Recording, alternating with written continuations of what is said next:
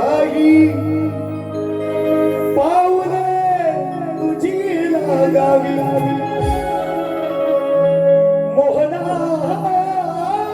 भेट द्यावी एकदा भेट व्हावी मोहना भेट द्यावी एकदा भेट व्हावी मोहना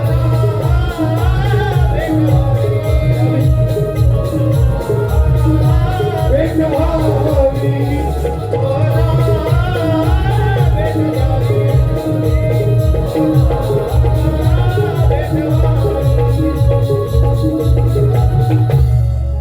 गोविंदा भेट द्यावी गोपाळा भेट व्हावी